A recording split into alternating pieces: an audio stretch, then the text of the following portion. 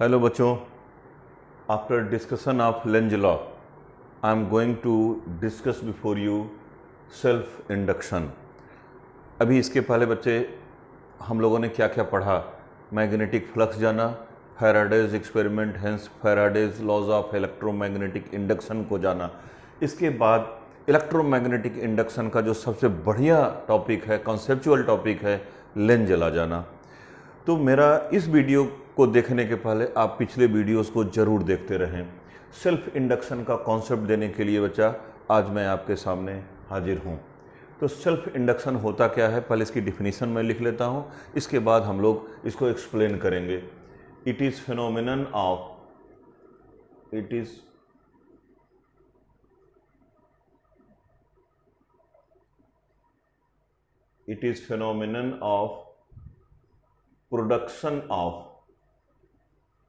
production of induced EMF in a coil due to change of magnetic flux through it.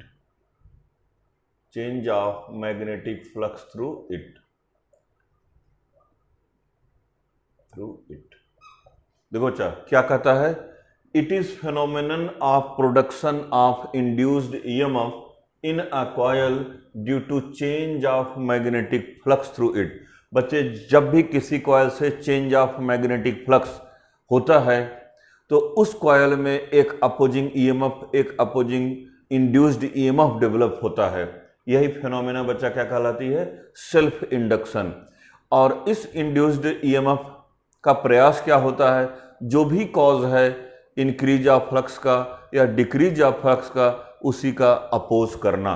Suppose we have a coil, हमारे पास बच्चा मान लो एक coil है and there is a cell battery और एक की है बच्चे। अभी जैसे ही की को आप ऑन करोगे, current starts growing in this coil. इस कॉइल में करंट बच्चे क्या होगी, बढ़ने लगेगी। करंट बढ़ने के साथ साथ फील्ड लाइंस जो एसोसिएटेड होंगी वो भी टाइम के साथ बच्चे क्या होगी, बढ़ेंगी। तो हम लोग क्या बोलेंगे, इस कॉइल से इंक्रीज ऑफ मैग्नेटिक फ्लक्स हो रहा है।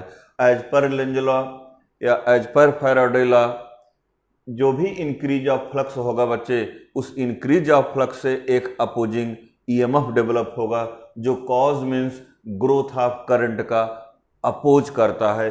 इसलिए बच्चे करंट को ग्रो होने में क्या लग जाता है जी, कुछ टाइम लग जाता है। अब बच्चे हम जब की को ऑफ कर देंगे तो क्या होगा, जो करंट बढ़ करके मैक्सिमम हुआ था वही करंट मैक्सिमम से घट करके क्या होगा, जीरो होगा, जिससे field lines means magnetic flux time के साथ क्या होगा, घटेगा। तो now again there will be induced EMF which opposes this decay of current. इसलिए बच्चे करंट को डीके होने में क्या लग जाता है, टाइम लग जाता है। तो सेल्फ इंडक्शन एक ऐसी फिनोमेना है जिसकी वजह से इस कॉइल में करंट को ग्रो होने में टाइम लग रहा था और की को ऑफ कर दिए, करंट सेम इंस्टेंट पर जीरो नहीं हो गई, करंट को डीके होने में, जीरो होने में टाइम लगा। तो करंट ग्रो कर रही है तो ग्रो ना होने देना, करंट डीके हो रही है, डीके ना होने देना, यही फेनोमेना बच्चा क्या कहलाती है, सेल्फ इंडक्शन कहलाती है। और जिस कॉइल में ये प्रॉपर्टी जितनी ज़्यादा होती है, हम लोग बोलते हैं उस कॉइल का सेल्फ इंडक्टेंस उतना ही ज़्यादा होता है। तो बच्चा यदि हम लोग करंट और टाइम के बीच में ग्राफ प्लॉट करें, जब की को हम ऑन करेंगे तो करंट को ग्रो होने में क्या लगता है जी, टाइम लगता है। Current takes time to acquire its maximum value. इसके बाद बच्चे जब हम की को ऑफ कर देंगे तो करंट सेम इंस्टेंट पर करंट जीरो नहीं हो जाती है, करंट को जीरो होने में टाइम लगता है। तो सेल्फ इंडक्शन जो है, करंट बढ़ती है तो बढ़ने नहीं देता, घटती है तो इतनी जल्दी घटने नहीं देता। तो ये बच्चा क्या है, ग्रोथ ऑफ करंट, और ये क्या है, डीके ऑफ करंट। आप देख रहे हो करंट ग्रो कर रहे या डीके करे, दोनों में क्या लगता है जी, टाइम लगता है। तो चलो अब हम लोग सेल्फ इंडक्शन के कुछ फॉर्मूले को सीखते हैं। तो जैसा कि मैंने बच्चा बताया कि करंट जितना ज़्यादा होगा उतना ही ज़्यादा इस कॉइल से क्या होगा, मैग्नेटिक फ्लक्स होगा। तो वी हैव मैग्नेटिक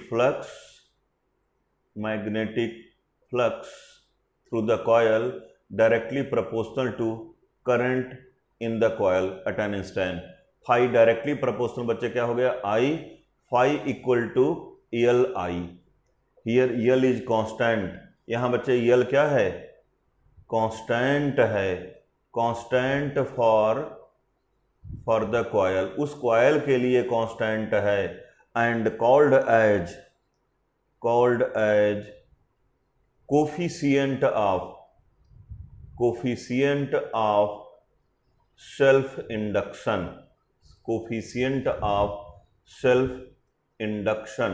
और सेल्फ इंडक्टेंस ऑफ कॉइल। इसको बच्चे इनर्शिया ऑफ इलेक्ट्रिसिटी भी बोलते हैं सेल्फ इंडक्टेंस को, क्योंकि करंट ग्रो कर रही तो ग्रो न करने देना, डीके कर रही तो डीके न करने देना। तो ये जो सेल्फ इंडक्टेंस है किसी कॉइल का, इसका मतलब क्या हुआ, जिस कॉइल में जितनी ज़्यादा एबिलिटी होगी किसी भी चेंज का अपोज करने की, करंट ग्रो कर रहा तो ग्रो न करने की एबिलिटी, और करंट डिके कर रहा है तो करंट डिके न कर जाए इतनी जल्दी, ये जो इसको कौन मेजर करता है बच्चा, self inductance of the coil. Self inductance जितना ज्यादा रहेगा उस कॉइल में उतनी ही ज्यादा ये प्रवृत्ति, ये टेंडेंसी होगी। तो phi equal to L I, एक आपको फॉर्मूला मिल गया, phi equal to L I. L is constant called as coefficient of self induction और सेल्फ इंडक्टेंस ऑफ कॉइल। तो बच्चे अब बताओ जरा, how you define self inductance. Self inductance को फ्लक्स के टर्म में कैसे डिफाइन करेंगे।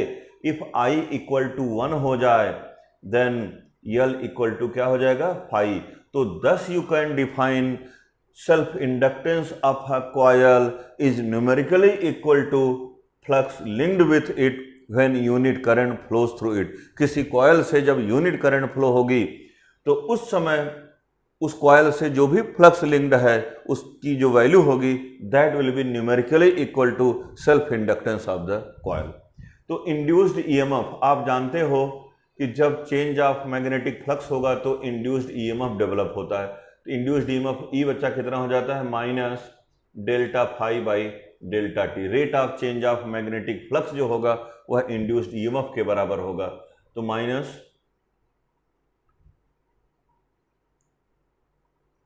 Equal to minus delta phi by delta T.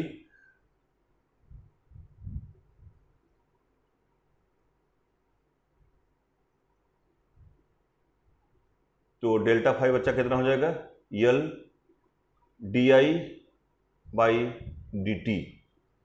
Delta phi क्या हो जाएगा, L d I by d t. L तो कांस्टेंट है, फाई में चेंज कब होगा, जब आई में चेंज होगा। तो इक्वल टू आपका आ गया minus L d I by d t. अब बताओ d I by d t क्या है। D I is the change in current, d t क्या है, time. D I by d t is the rate of change of current. तो if d I by d t को बच्चे लोग आप 1 ले लो देन ई इक्वल टू कितना हो जाएगा न्यूमेरिकली, यल के बराबर। तो now you can define self inductance in terms of induced EMF. तो कह सकते हो self inductance of a coil is numerically equal to EMF induced in it due to unit rate of change of current through it. यदि किसी coil से rate of change of current जो है वह यूनिट है तो बच्चा जो सेल्फ इंडक्टेंस है किसके बराबर होगा, इंड्यूस्ड ईएमएफ के बराबर होगा। तो equal to L d I by d t, ये जो है काफ़ी इंपॉर्टेंट फार्मूला है और इससे हम बच्चे इसकी एसआई यूनिट 1 हेनरी को डिफाइन करने चल रहे हैं। How you define 1 henry. 1 Henry हम लोग कैसे बच्चे डिफाइन करेंगे। SI unit of self inductance क्या होता है बच्चा, Henry. Henry is the SI unit, इसको हम लोग एच से लिखेंगे। तो हाउ यू डिफाइन 1 1 हेनरी हम लोग डिफाइन कैसे करते हैं? E equal to EL/dI/dt numerically. Minus sign का मतलब क्या था? Opposing nature of induced EMF, इसलिए माइनस साइन लगाते हैं। लेकिन न्यूमेरिकली E इक्वल टू क्या होगा? EL/dI/dt। तो E बच्चा यदि 1 वोल्ट हो, DI/dt आपका कितना हो? 1 एम्पियर पर सेकंड हो, तो EL कितना कहलाएगा? 1H। Means 1H equal to 1 volt upon 1 ampere per second. तो how you define self inductance 1 henry? 1 henry आप डिफाइन कैसे करोगे? When EMF of 1 volt is induced, when EMF of 1 volt is induced in a coil, is induced in a coil due to rate of change of current, rate of change of current 1 ampere per second, rate of change of current 1 ampere per second।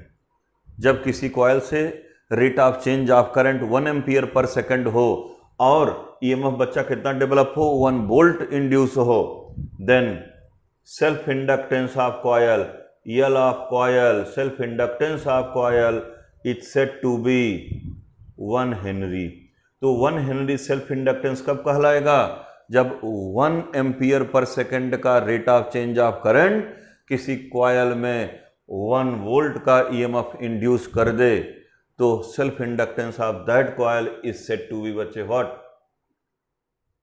1 Henry.